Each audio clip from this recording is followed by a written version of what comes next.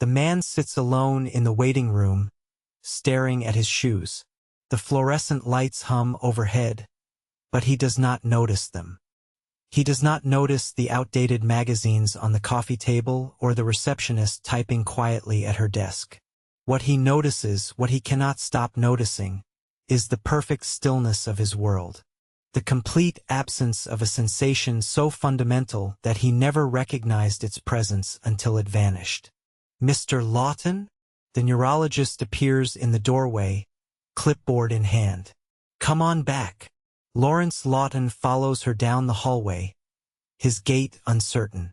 Not because of physical imbalance, but because of something deeper, a disconnection from his own body that makes every step feel like a decision rather than an instinct. "Tell me again what you're experiencing," Dr. Madison Alvarez says once they're seated in her office. "It's not what I'm experiencing," Lawrence says. "It's what I'm not experiencing.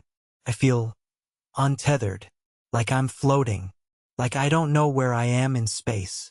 He pauses, frustrated by the inadequacy of language. "Everything looks normal. I can see fine, hear fine.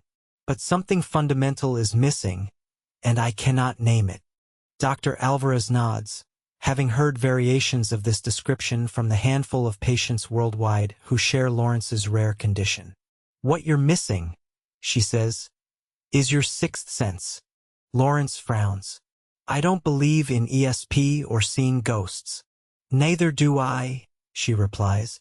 "I'm talking about proprioception, your body's sense of itself. The forgotten sense you never knew you had until it disappeared." Proprioception. From the Latin proprius, meaning one's own, and the word reception. One of these pioneers was Dr. Lloyd Fletcher, who in 1953 identified stretch receptors in muscle fibers called muscle spindles. These specialized structures contain sensory nerve endings that detect changes in muscle length and how quickly those changes occur. Imagine tiny biological measuring tapes embedded throughout your muscles, Dr. Fletcher explained in his notes. These muscle spindles constantly report on how stretched or contracted your muscles are, sending that information to your brain several times per second. But muscle spindles are only part of the story.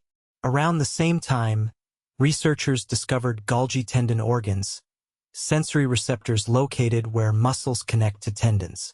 These structures monitor tension and force, essentially telling your brain how much effort your muscles are exerting. There are also joint receptors that track the angles of your joints, and cutaneous receptors in your skin that provide additional information about body position based on how your skin stretches and compresses as you move. All of these sensors work together, sending a constant stream of data to your brain. This information is integrated in various brain regions, including the cerebellum, somatosensory cortex, and posterior parietal cortex, to create your seamless sense of where your body is in space. But here is the fascinating thing. You are completely unaware of this complex system operating behind the scenes. Proprioception works silently, automatically, without conscious effort. It is so fundamental to your experience that you never notice it until something goes wrong. Which brings us back to Lawrence Lawton, sitting across from Dr. Alvarez, trying to describe what it feels like when this sixth sense disappears. "When did you first notice something was wrong?" Dr. Alvarez asks. Lawrence closes his eyes briefly, remembering. 3 weeks ago. I woke up in the middle of the night and tried to get a glass of water from my nightstand, but I couldn't locate my arm. I could see it, but I couldn't feel where it was in space.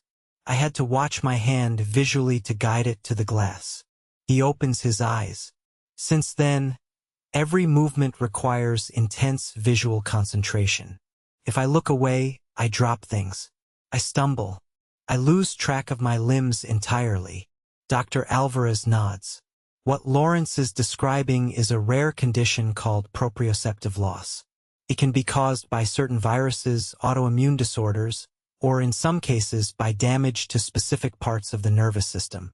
The most famous case in medical literature, she tells him, was a man named Ian Waterman. In 1971, at the age of 19, He lost his proprioception from the neck down due to a viral infection. Doctors told him he would never move normally again. What happened to him? Lawrence asks, tension evident in his voice. He proved them wrong, Dr. Alvarez says with a small smile. Through extraordinary determination and by relying entirely on visual feedback, he taught himself to move again. But every movement required conscious thought and constant visual monitoring. What most people do automatically, he had to plan and execute deliberately, step by step. Lawrence absorbs this information, both heartened and dismayed. So there's hope, but no cure? Not yet, Dr. Alvarez admits. But understanding the problem is the first step toward solving it. And to understand proprioception fully, we need to explore not just how it works, but why it evolved in the first place. This brings us to our next question. Why do we have this sixth sense at all? What evolutionary advantage does proprioception provide? And how far back in our evolutionary history does it go? To answer these questions, we need to travel back approximately 500 million years to the Cambrian explosion, a period when complex animal life diversified rapidly. It was during this time that the first creatures with primitive nervous systems began to appear.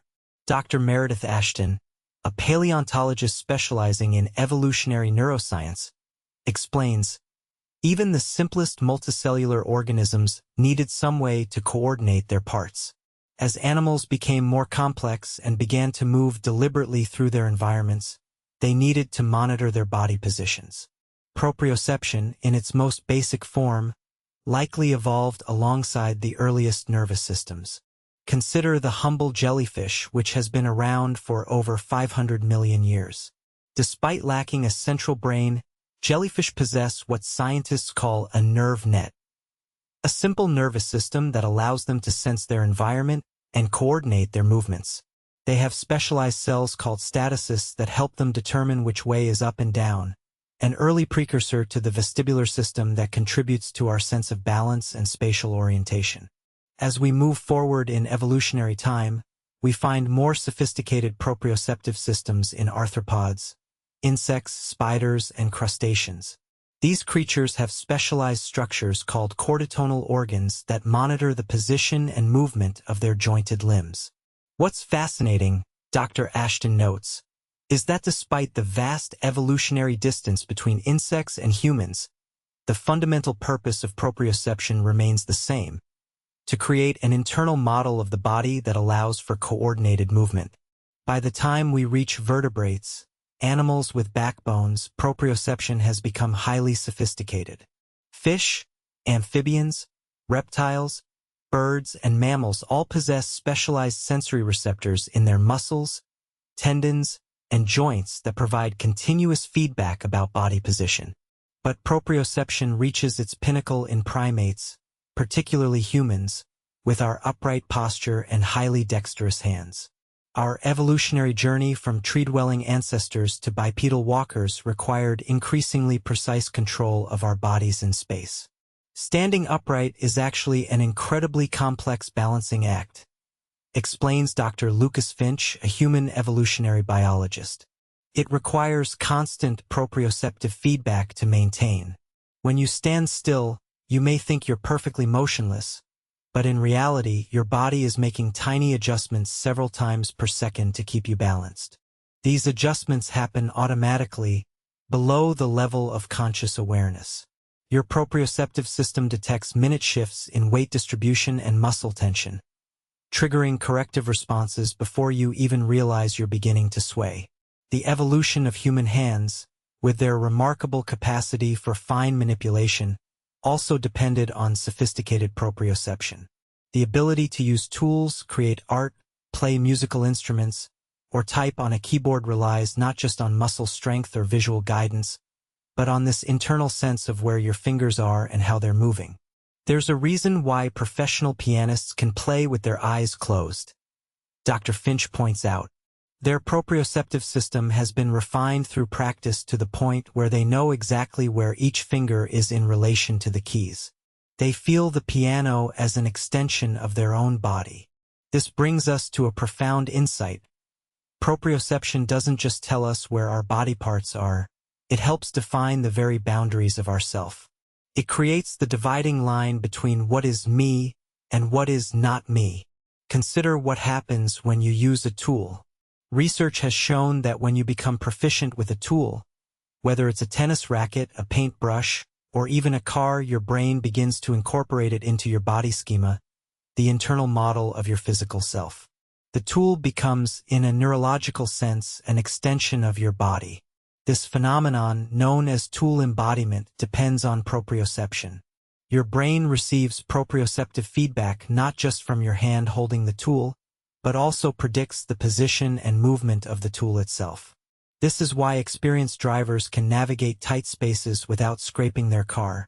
They feel the dimensions of the vehicle as if it were part of their own body. The implications of this are profound, says Dr. Alvarez, returning to her conversation with Lawrence. Proprioception doesn't just help you move. It helps create your fundamental sense of self. It draws the line between what is you and what is everything else. Lawrence considers this, looking down at his hands resting on his knees.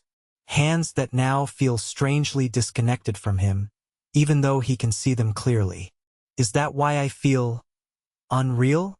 Since this started, I've had this persistent feeling of being separated from myself, like I'm watching someone else's body from the inside. Yes, Dr. Alvarez confirms. What you're experiencing is a form of depersonalization directly related to proprioceptive loss. Without reliable proprioceptive input, your brain's model of your body becomes fragmented. The sense of ownership over your own limbs diminishes. But I never realized how much I depended on this sense, Lawrence says.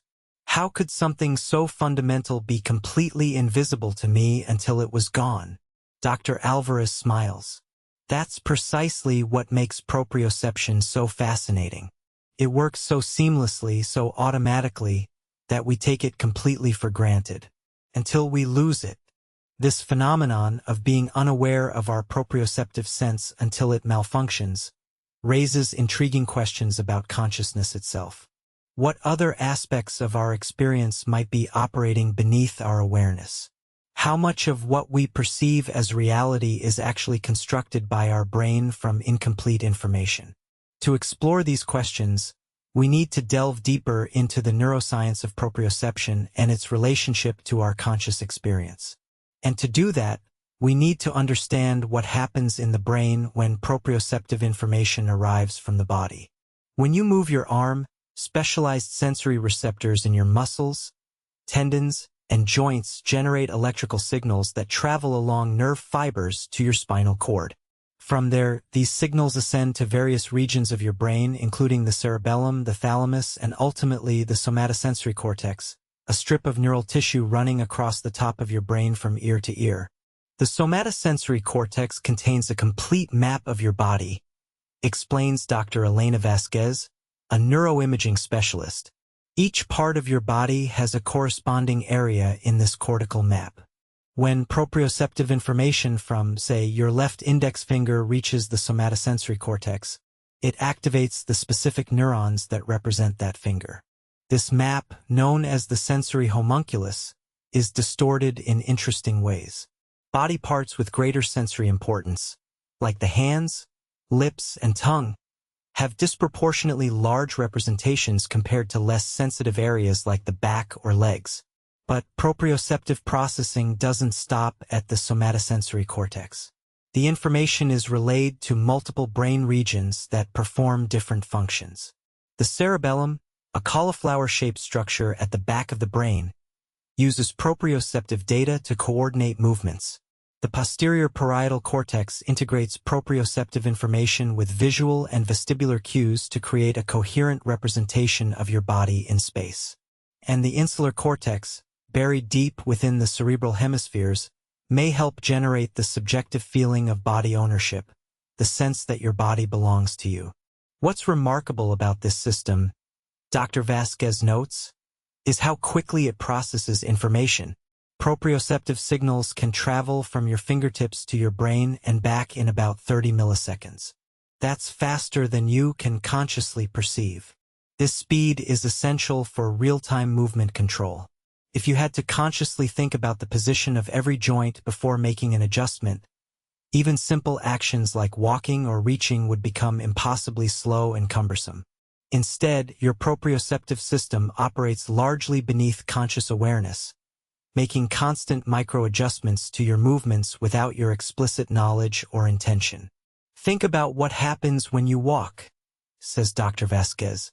Each step involves precisely timed contractions of dozens of muscles, constantly adjusted based on proprioceptive feedback. You don't consciously calculate the exact angle of your knee or the pressure on your foot. You simply intend to walk, and your proprioceptive system handles the details. This automatic processing applies not just to movement but also to posture.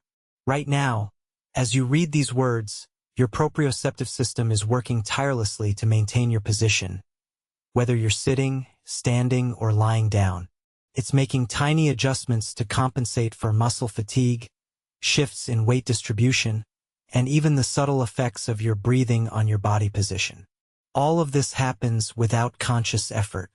In fact, you probably weren't aware of your posture at all until I mentioned it just now. This brings us to a fascinating paradox. Proprioception is both essential to our conscious experience and largely inaccessible to consciousness itself. We rely on it constantly, yet we rarely notice it working. It's like the operating system of a computer, Dr. Alvarez tells Lawrence. You don't see it directly, but it enables everything else to function.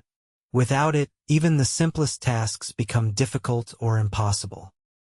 Lawrence nods, understanding the analogy all too well. Since this happened, I've had to consciously think about every movement. Picking up a cup of coffee requires my full attention. Walking while carrying on a conversation is nearly impossible. It's exhausting. Your brain is having to use visual feedback to compensate for the missing proprioceptive information, Dr. Alvarez explains. That requires conscious attention, which is a limited resource. It's like trying to drive a car by looking at each component separately instead of experiencing the vehicle as a unified whole. This reliance on visual feedback is a common adaptation strategy for people with proprioceptive loss. They must constantly watch their limbs to know where they are and what they're doing. But vision is a poor substitute for proprioception in many ways. For one thing, you can only look at one part of your body at a time. For another, vision works much more slowly than proprioception, introducing delays that make smooth, coordinated movement difficult. And perhaps most importantly, vision can only tell you about the parts of your body you can see. It provides no information about muscle tension, joint angles, or the forces being generated by your muscles. That's why recovery from proprioceptive loss is so challenging, Dr. Alvarez says. You're not just learning new skills. You're trying to rebuild your fundamental sense of self using entirely different sensory channels. But the story of proprioception goes beyond individual movement and body awareness. This sixth sense also plays a crucial role in our social interactions and our ability to understand others. In the early 1990s, neuroscientists in Italy made an accidental discovery while studying motor neurons in macaque monkeys. They found a special class of brain cells that fired not only when a monkey performed an action but also when it observed another monkey or a human performing the same action. They called these mirror neurons. Subsequent research has suggested that humans also possess mirror neuron systems, which may form the neurological basis for empathy, imitation learning, and understanding others' intentions. When you watch someone else move, explains Dr. Ravi Kumar, a social neuroscientist, your brain activates many of the same motor and proprioceptive circuits that would fire if you were performing that movement yourself. In essence, you're simulating their actions in your own brain. This internal simulation allows you to understand not just what someone else is doing, but how it might feel to do it yourself. It helps you predict their next moves and infer their intentions from their body language. This is why watching a skilled dancer or athlete can be so captivating, Dr. Kumar notes. Your mirror neuron system is essentially allowing you to experience a shadow of their movements through your own proprioceptive architecture. This connection between proprioception and social understanding raises an intriguing question. How does proprioceptive loss affect not just movement but also social interaction and empathy? Limited research suggests that individuals with impaired proprioception may have more difficulty interpreting others' body language and physical intentions. Without the ability to internally simulate observed movements through their own proprioceptive system, they may lose a dimension of social understanding that most people take for granted. Have you noticed any changes in how you interact with others? Dr. Alvarez asks Lawrence. He hesitates, considering.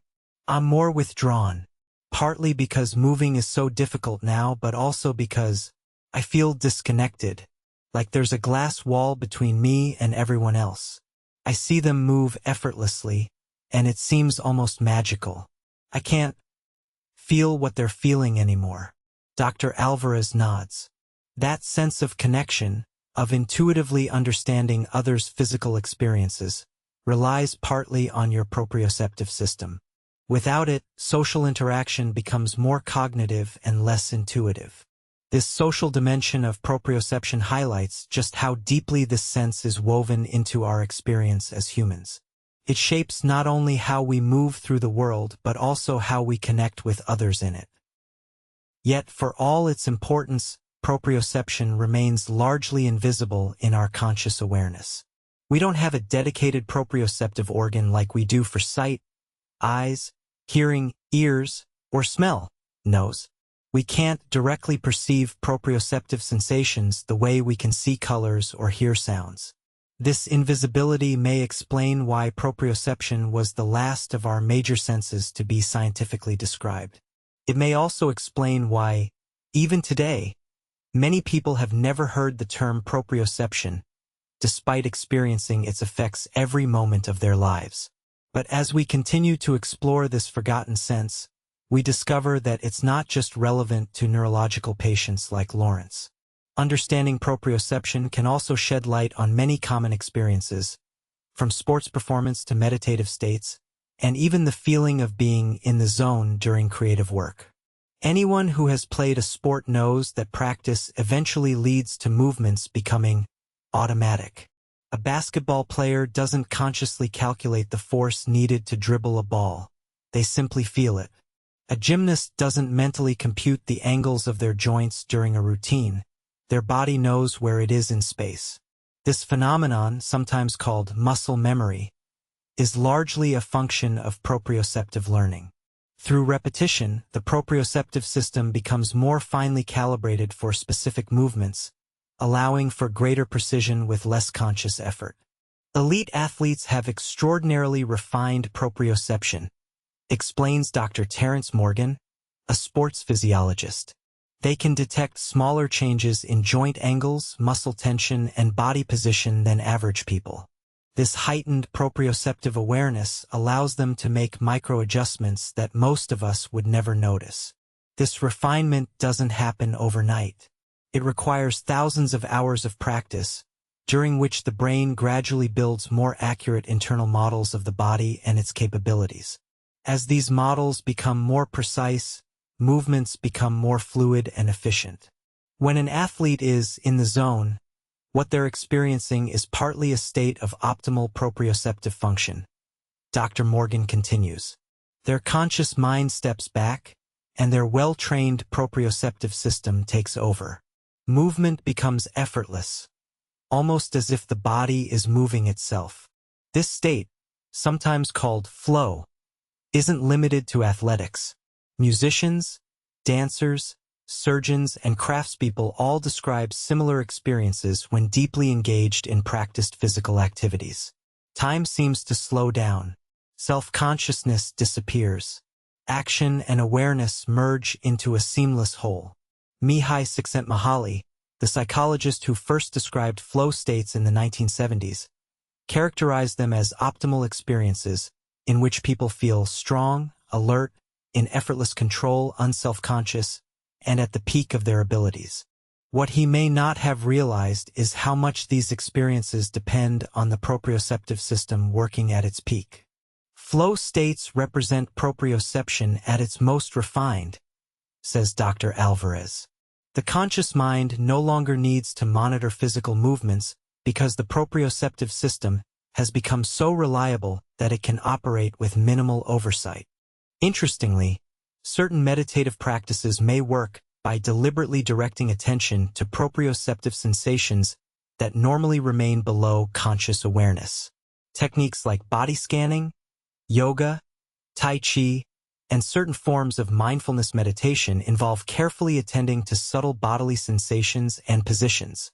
These practices essentially bring proprioception into consciousness, explains Dr. Sarah Lee, who studies the neuroscience of meditation. By deliberately paying attention to how your body feels from the inside, you're accessing sensory information that typically remains in the background of awareness. This heightened proprioceptive awareness can have profound effects on both body and mind. Research suggests that practices that enhance proprioceptive awareness can improve balance, reduce chronic pain, decrease anxiety, and even help regulate emotional responses. There's a growing recognition that many mental health issues have a bodily component. Dr. Lee notes, anxiety, trauma, and depression often manifest as changes in posture, muscle tension, and movement patterns.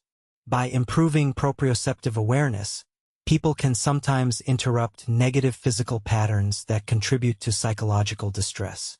This mind-body connection brings us back to Lawton and his struggle with proprioceptive loss. For him, the absence of this sixth sense has affected not just his physical capabilities but his entire sense of self. The hardest part isn't the practical difficulties, he tells Dr. Alvarez. It's the feeling of being incomplete, like a fundamental part of me is missing. I never realized how much my sense of self depended on feeling connected to my body. Dr. Alvarez nods sympathetically. The brain devotes enormous resources to maintaining a coherent model of the body. When the data feeding that model becomes unreliable, it can shake the very foundation of your self-concept. This connection between proprioception and self-identity may explain why certain psychiatric conditions involve disturbances in body perception. People with depersonalization disorder, for example, often report feeling disconnected from their physical selves, as if they're observing their bodies from a distance. Some researchers believe this may involve abnormal processing of proprioceptive information. Similarly, body dysmorphic disorder, in which people become preoccupied with perceived flaws in their appearance, may involve distortions in how proprioceptive information is integrated with visual body perception. Even more common experiences, like phantom limb sensations in amputees, reveal how deeply proprioception is woven into our body schema. When someone loses a limb, their brain often continues to receive and process neural signals as if the limb were still present. This can lead to vivid sensations of the missing limb, including proprioceptive awareness of its position and movement.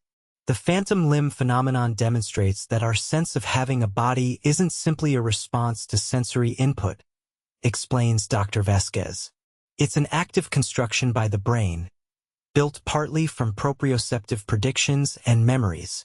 This constructed nature of body perception becomes even more apparent in conditions like the rubber hand illusion, a fascinating experimental paradigm that temporarily tricks the brain into incorporating a fake hand into its body schema. In this illusion, a subject's real hand is hidden from view, while a rubber hand is placed in a visible position. The experimenter then simultaneously strokes both the hidden real hand and the visible rubber hand with a brush. Within minutes, many subjects begin to feel that the rubber hand belongs to them. They even flinch if the rubber hand is suddenly threatened. What's happening in the rubber hand illusion is that visual information is overriding proprioceptive input, explains Dr. Kumar. Your proprioceptive system tells you where your hand really is, but when that conflicts with what you see, your brain sometimes resolves the conflict by adjusting its internal body model to match the visual evidence. This malleability in our sense of body ownership reveals something profound about proprioception. While it provides crucial information about our physical selves, it's just one input into a complex, multimodal system that constructs our bodily self-awareness. This brings us to a critical insight. Proprioception isn't just a sensory system. It's a fundamental component of consciousness itself. It helps create the background feeling of being embodied, of existing as a physical entity in space. Without it, as Lawrence has discovered, the very foundation of conscious experience begins to shift. But if proprioception is so essential to consciousness, why has it remained in the shadows of scientific and public awareness for so long? Why do most people go through life without ever learning about this crucial sixth sense? The answer may lie in the very nature of proprioception itself. Unlike our other senses, proprioception doesn't typically provide novel information about the external world. You don't use proprioception to discover new things in your environment the way you use vision or hearing. Instead, proprioception provides a constant background of information about something you already know exists, your own body. Our attention tends to be drawn to changes and novelty, explains Dr. Alvarez. Proprioceptive sensations are so constant, so predictable, that our conscious mind filters them out most of the time. They become like white noise, always present but rarely noticed. This filtering process, called sensory adaptation, happens with all our senses to some degree. If you wear a watch every day, you soon stop feeling it against your skin. If you move to a neighborhood near train tracks, you eventually stop consciously hearing the trains pass by. Your nervous system prioritizes new or changing information over constant, predictable stimuli.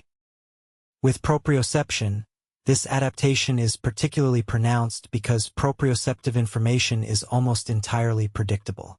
When you move your arm, the proprioceptive feedback matches your brain's prediction almost perfectly.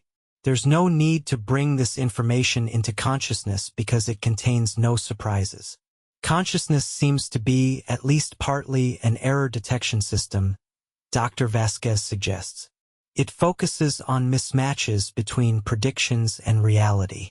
Since proprioceptive feedback rarely produces such mismatches, it rarely enters consciousness. This may explain why conditions like Lawrence's are so disorienting. When proprioception fails, the mismatch between predicted and actual body position suddenly demands conscious attention. What was once automatic becomes effortful. What was once invisible becomes glaringly apparent through its absence. It's like breathing, Lawrence observes. You never think about it until something goes wrong. Then it's all you can think about. This comparison to breathing is particularly apt because both proprioception and respiration operate at the border between voluntary and involuntary control. You can choose to modify your breathing or deliberately move your limbs, but most of the time, these functions proceed automatically, without conscious direction. This dual nature, both automatic and potentially conscious, makes proprioception unique among our sensory systems. It suggests that proprioception may serve as a bridge between conscious and unconscious aspects of our being, connecting our deliberate actions with our automatic bodily processes. This bridging function becomes particularly evident when we consider the relationship between proprioception and interoception, our sense of our internal bodily states, including heartbeat, hunger, thirst, and emotional feelings. Proprioception tells us about the mechanical state of our body, its position and movement in space, explains Dr. Olivia Nguyen, who studies interoceptive awareness. Interoception tells us about its physiological state, what's happening inside our organs and tissues. Together, they create our embodied sense of self. Recent research suggests that these two systems are more interconnected than previously thought. The insular cortex, a brain region involved in processing both proprioceptive and interoceptive information, may serve as an integration hub where these different aspects of bodily awareness come together. This integration helps explain why emotional states often manifest as changes in posture and movement. Anxiety tends to create muscle tension and rigid posture.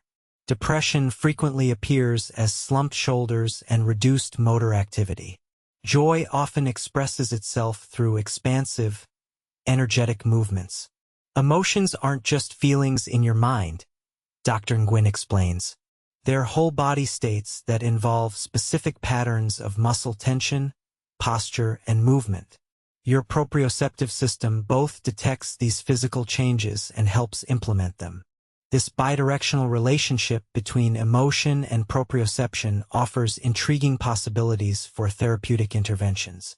If changing your posture and movement patterns can influence your emotional state, then practices that enhance proprioceptive awareness might help regulate emotions. Indeed, some therapies for trauma, anxiety, and depression already incorporate elements of proprioceptive training.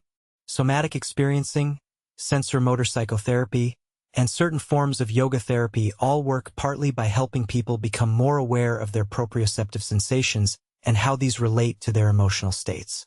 By bringing unconscious proprioceptive patterns into awareness, people can sometimes interrupt negative physical-emotional cycles, says Dr. Nguyen.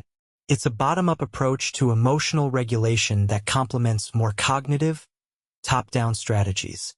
This therapeutic potential highlights yet another dimension of our forgotten sixth sense, its role not just in physical movement but in emotional well-being.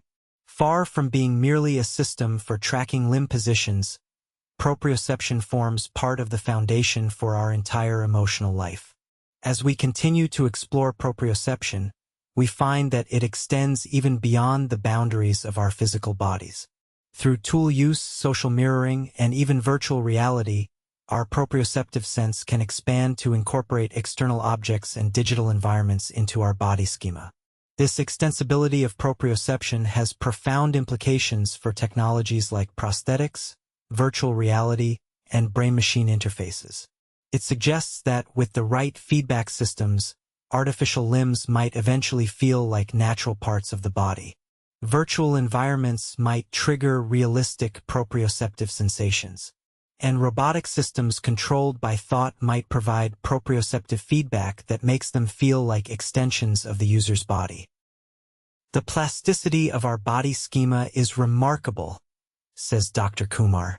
With appropriate sensory feedback, the brain can learn to incorporate almost anything into its model of the body, from simple tools to complex robotic systems. This adaptability offers hope for patients like Lawrence. While his condition may not be completely curable, there are promising experimental treatments that might help restore some proprioceptive function or provide alternative sensory channels to compensate for its loss. We're exploring vibrotactile feedback systems, Dr. Alvarez tells him. Small vibrating motors placed on your skin could potentially provide information about joint positions and movements. Your brain might learn to interpret these vibration patterns as proprioceptive signals. Other researchers are investigating direct neural stimulation, using implanted electrodes to deliver artificial proprioceptive signals to the nervous system. Still others are developing visual feedback systems that translate proprioceptive information into visual cues displayed on wearable devices. The brain is remarkably adaptable, Dr. Alvarez says encouragingly. Given the right inputs, it can learn to reconstruct a sense of body position and movement using alternative sensory channels. Lawrence nods, a glimmer of hope in his eyes. So I might not get my old sense back, but I could develop a new way of knowing where my body is in space? Exactly, Dr. Alvarez confirms. The goal isn't necessarily to restore proprioception exactly as it was, but to provide your brain with reliable information about body position that it can incorporate into a new model of your physical self. This perspective, focusing not on restoring lost function but on building new pathways to similar outcomes, reflects a broader shift in how we understand neurological rehabilitation. Rather than viewing the brain as a fixed system with specific parts performing specific functions, modern neuroscience recognizes its tremendous plasticity, its ability to reorganize itself in response to experience, injury, and therapeutic intervention. This plasticity, combined with technological innovations, offers new possibilities for addressing not just proprioceptive loss but many other neurological conditions as well. But as we develop these technologies, we must also consider their philosophical and ethical implications. If our sense of self is partly constructed from proprioceptive information, what happens when that information comes not from our biological bodies but from artificial sensors? How might our concept of personal identity change as the boundary between body and technology becomes increasingly blurred? These questions bring us to the frontier of not just neuroscience and medicine but philosophy and ethics as well. They challenge us to reconsider fundamental concepts like embodiment, identity, and the nature of consciousness itself. As our exploration of proprioception draws to a close, we return to Lawton, sitting across from Dr. Alvarez in her office, contemplating the road ahead. "Will I ever feel normal again?" he asks, the question that has been weighing on him since his symptoms began. Dr. Alvarez considers her response carefully. "Your experience of being embodied will likely always be different from what it was before," she says honestly. "But normal is a relative term. With time, therapy, and possibly technological assistance, you can develop a new normal, a different but functional way of being in your body and the world." Lawrence nods slowly, processing this reality. "I've been thinking about what you said earlier, about proprioception helping to define the boundary between self and world.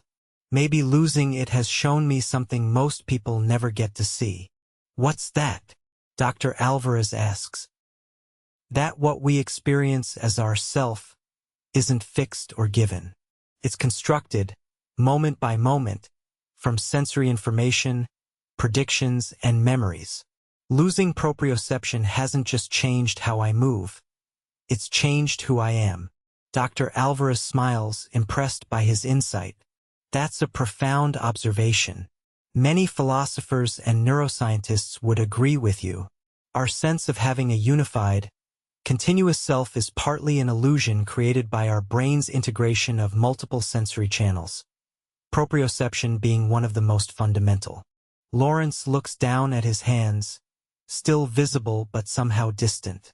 "I used to think of my body as something I have. Now I realize it's something I am, or rather, something I construct through sensation and perception. When part of that construction process breaks down, the whole edifice is affected." This realization that our sense of self emerges from the integration of multiple sensory streams, with proprioception playing a crucial role, brings us to the heart of what makes this forgotten sixth sense so important. It's not just about knowing where your limbs are in space. It's about knowing that you exist as a physical entity in the world at all. Without proprioception, as Lawrence has discovered, this fundamental aspect of consciousness becomes uncertain. The clear boundary between self and world begins to dissolve. Movement becomes a conscious calculation rather than a lived experience. Yet even in this challenging state, new possibilities for understanding emerge. By making visible what is normally invisible, proprioceptive loss offers unique insights into the constructed nature of consciousness itself. There's a concept in some contemplative traditions, Dr. Alvarez mentions, called not self or anatta. It's the idea that what we experience as a solid, continuous self is actually a process, a dynamic construction rather than a fixed entity. Your experience, difficult as it is, offers a rare window into that reality. Lawrence considers this. "So in a way, losing my proprioception has shown me something true about the nature of experience that I couldn't have seen otherwise?" "I believe so," Dr. Alvarez replies, "though I'd never suggest it's worth the cost. What matters now is finding ways to help you rebuild a functional sense of embodiment, even if it's different from what you had before." As Lawrence prepares to leave the office, Dr. Alvarez hands him information about clinical trials, therapy options, and support groups for people with similar conditions. The road ahead will be challenging, but not without hope. "One last thing," she says as he reaches the door. "Consider keeping a journal of your experience. Very few people have documented proprioceptive loss from the inside. Your insights could be invaluable not just for medical science but for our understanding of consciousness itself." Lawrence nods, taking the suggestion seriously. I will. Maybe something good can come from this after all. As he carefully navigates the hallway back to the waiting room, each step a conscious decision rather than an automatic action, Lawrence reflects on how profoundly his perspective has changed. Before his condition began, he had never heard the word proprioception. Now he understands that this forgotten sense had been shaping his entire experience of reality, silently, invisibly, fundamentally, from the moment he was born. And perhaps that is the most important insight of all. The aspects of our experience that seem most obvious, most given, most undeniably real, like the feeling of occupying a body in space, are often constructed by processes we never notice, until, like Lawrence, we experience their absence. The proprioceptive sense, invisible in its presence but revelatory in its absence, reminds us that what we call reality is not simply discovered by our senses but actively constructed from them. A collaborative creation between world and mind, constantly updated, endlessly refined, and utterly dependent on sensory systems we are only beginning to understand. In the space between knowing and being, between sensing and perceiving, lies proprioception, the forgotten sense that makes you feel at home in your own skin.